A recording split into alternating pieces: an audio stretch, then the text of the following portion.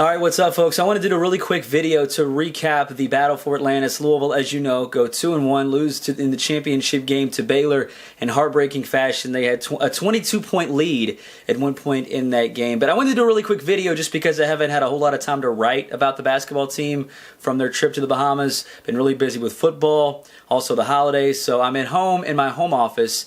And first and foremost, I still think there's a lot to like about this team. I think, if you look at what they did in the Battle for Atlantis, that was their first real taste of real competition. Not sure how good Old Dominion's going to be. I guess the same could be said for Wichita State. But let's start at the beginning. The Old Dominion game, Louisville, to be honest with you, that was a bad game all around. And I think had Louisville ended up losing, I think the most concerning thing would have been is that Old Dominion didn't even look good. Old Dominion wasn't as if they were out there playing out of their mind. It just looked like two bad basketball teams. But luckily, I shouldn't say luckily because I don't think it was luck. I think Donovan Mitchell, he sort of took over, and that's what big time players do. Donovan took over, made some big shots down the stretch. Got to give the team credit. I think they were 12 of 16 from the free throw line in overtime in that game. So you move on and you want to forget about that. And it was easy to forget about how bad Louisville looked against Old Dominion because on Thanksgiving against Wichita State, they looked really good from start to finish. They bought in defensively. The offense had looked really challenged against Old Dominion. I thought they were running a lot more sets against Wichita State. Now, Wichita State did make a late run to kind of make it a tight game down the stretch, but still Louisville, I would say right now, probably their best performance of the year, other than maybe the first half against Baylor. Now that, of course, I think that was a team showing their youth and inexperience. I mean, Baylor really got it going. They got a little momentum, and the perfect storm for them was in place, and Louisville never really did anything to kind of put a stop to that. They played into Baylor's style. They took bad shots. And, it was from a fan's perspective, the worst way to lose is when you just completely blow a game where you have a very, very comfortable lead. But I think what made it even more frustrating for fans was that there were no adjustments really made. Louisville never changed anything. That was disappointing. But I think right now at 5-1, I believe there is their record. Yeah, 5-1 right now.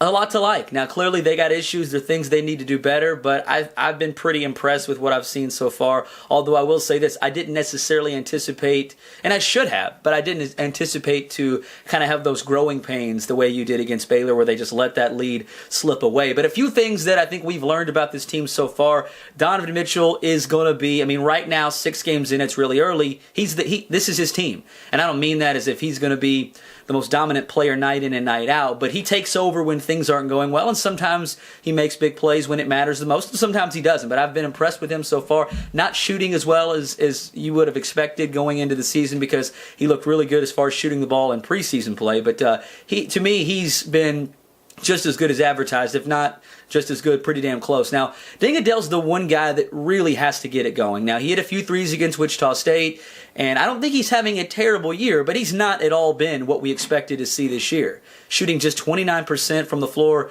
in the first 6 games of the year. And, VJ King's obviously somebody that gets mentioned quite a bit because fans want to see VJ King more than they are, and I understand that. VJ King arguably is outplaying Deng Adele offensively. With all that said, no matter what VJ King does, if Louisville's going to be a team that reaches their potential and they make a run in the tournament, Deng Adele has to get it going. It's not a situation where you just put Deng Adele on the bench and ride out VJ King. You could do that, but Deng Adele's too good to be playing at the level he's playing at now. I think he snaps out of it, but that is to me the elephant in the room. He just has not been the guy we thought we'd see this year. Also, at the center position, I think Mango Mathiang continues to get the start because I think that's what Rick Pitino was most comfortable with. However, Anis Mahmoud, to me, deserves the bulk of the minutes at center. I know Anis is going to get pushed around. He's clearly got a long way to go, and he's not perfect by any means. But if you watch this team, good things seem to happen when Anis is on the floor. Now, with Mango, not saying completely phase him out of the rotation, but I really do think that with Mango, he's a guy that's built for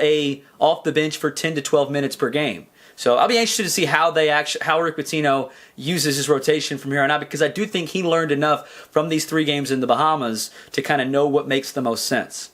All right, real quick, reminder, coming up on Wednesday, Louisville back in action. No, they don't really have a lot of time to to really lick their wounds when it comes to what happened against Baylor, because they've got Purdue in the ACC Big Ten Challenge on Wednesday night at the KFC Yum Center. Purdue, of course, a top 25 team, should be another real test for this team, especially, I think, if not to get too far ahead and already looking at that game, we're going to be previewing that on the radio show all week, but I think this will really test Louisville's physicality, because Purdue is one of those really slow it down, kind of grind it out, and they play basically football on the basketball court. All right, thanks for checking us out. I promise we'll get back to more writing when it comes to basketball, but a lot of our writers took some well-deserved time off when it comes to the holidays, and it's been really busy. But thanks for checking us out. Make sure you stay tuned to thecardinalconnect.com.